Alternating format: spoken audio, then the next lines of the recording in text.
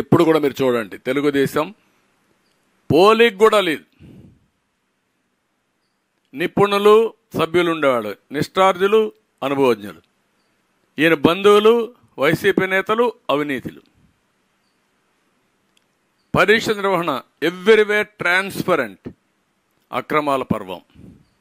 ఖాళీలు గుర్తించి ఎప్పటికప్పుడు భర్తీ చేస్తే 3 నెలల తర్వాత లేకపోతే వీళ్ళ ఇష్ట ప్రకారం ఎన్నికల ముందు చేసే పరిస్థితికి వచ్చారు.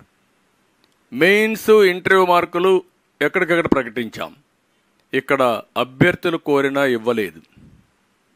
అదే మరి 5 ఏళ్లలో ఒక్క ఆరోపణ రాదు. 5 ఏళ్లు కాదు, 22 సంవత్సరాలు తెలుగుదేశం పార్టీ హయాంలో సర్వీస్ కమిషన్లో ఎక్కడ కూడా ఒక్క ఆరోపణ లేకుండా ఒక పద్ధతి ప్రకారం రిక్రూట్ చేసిన పార్టీ తెలుగుదేశం పార్టీ.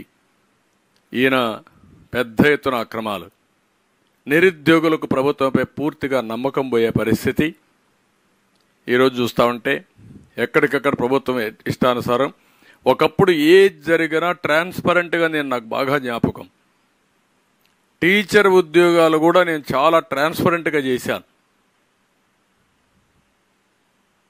ఎందుకంటే ఎక్కడైనా సరే కొంతమంది కావాలని మార్కులు వేసుకుంటే నష్టపోతారనే ఉద్దేశంతో ఇవన్నీ కూడా చాలా ఉద్యోగాల్ని గ్రూప్ 1 సర్వీస్ కానీ గ్రూప్ 2 కానీ ఇంకా మిగిలిన ఉద్యోగాలు కూడా సర్వీస్ కమిషన్కి అప్పచెప్పాం.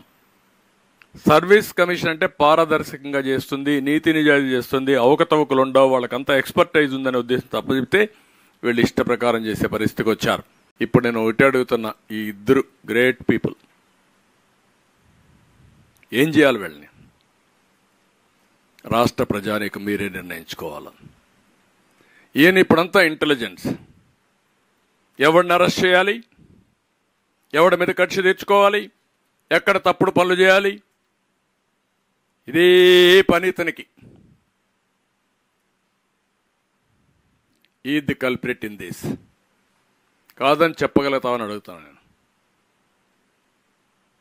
అక్కడి నుంచి ఇంటెలిజెన్స్కి వచ్చావు కదా, నీకు తెలుసు కదా, తెలిసి నువ్వే లిస్ట్ తయారు చేసి పంపించావు. మళ్ళా ఎవడికి ఉద్యోగాలు ఇవ్వాలని తాడేపల్లి కొంపలో కూర్చొని ఇష్టానుసారంగా చేసి, వీళ్ళ ఇష్ట ప్రకారం చేసి మొత్తం దాచిపెట్టి తప్పుడు అఫిడవిట్లేసి ఇష్టానుసారంగా బిహేవ్ చేసే పరిస్థితికి వచ్చారు వీళ్ళు. They are unfit to be IPS.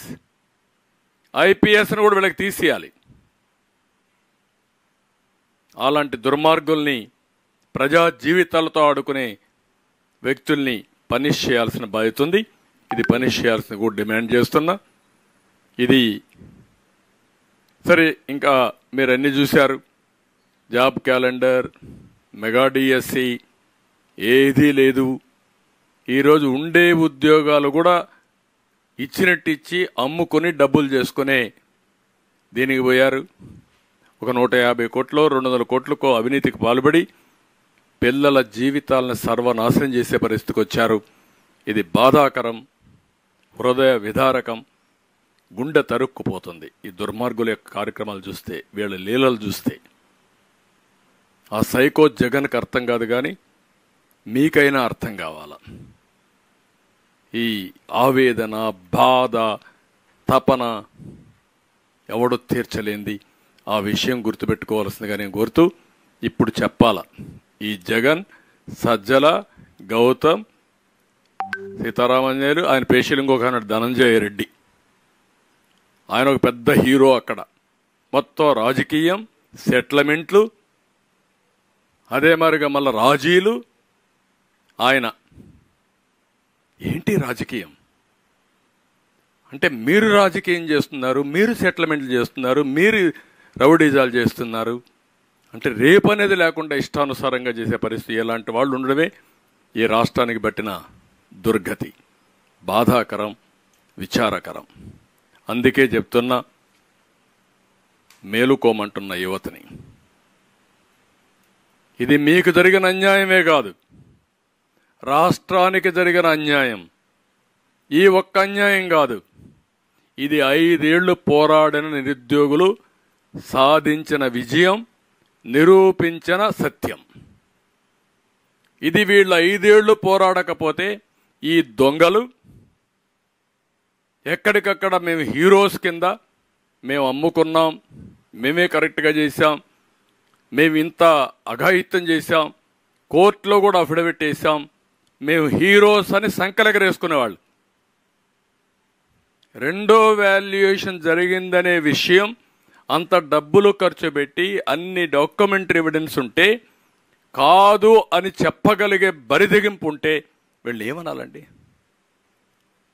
అంటే ఈరోజు మీరు చేసే అన్ని తప్పుడు పనులే కదా, అన్ని ఎదవ పనులే కదా. అతను ఎదవ పనులు చేయమంటే మీరు ఎదవ పనులు చేయడం ఏంటి? మీకు బుద్ధి జ్ఞానం ఉండాలి కదా. ఇంకా నిద్ర లేస్తే అబద్ధాలు మాట్లాడడం, ఆ అబద్ధాలని బ్లూ మీడియాలో వేసుకోవడం, సోషల్ మీడియాలో వేయడం, ప్రజల్ని మభ్యపెట్టడం, ప్రజల్ని మోసం చేయడం, ఇలాంటి తప్పుడు పనులు చేసి సహజ వనరులు పోయినాయి. ఇంకొక పక్కన టెక్నాలజీలో పెద్ద ప్రమాదం కూడా ఉంది. ఆ ప్రమాదమే ఇక్కడ ఒక్క విషయంలో మీరు చూశారు, టైటిల్ యాక్ట్లో వచ్చింది మళ్ళా. అంటే ఈ దుర్మార్గులు ఇంట్లో కూర్చొని ఏమైనా మార్చేస్తారు. ఒకప్పుడు ఏదైనా మార్చాలంటే పేపర్స్ మార్చాలి, పేపర్స్ మారిస్తే కొంత కరెక్షన్స్ ఉంటాయి. ఇప్పుడు వీళ్ళ దగ్గరనే పాస్వర్డ్ ఉంటే ముఖ్యమంత్రి గారు ఇంట్లో కూర్చొని ఏది కావాలంటే అది మార్చేయగలుగుతారు. ఇది దుర్మార్గుల చేతుల్లో టెక్నాలజీ ఉంటే ఎంత ప్రమాదమో, ట్రాన్స్పరెంట్గా ఉంటే అంత ప్రయోజనం. ఆ స్టేజ్కి మనం రీచ్ అయ్యాం.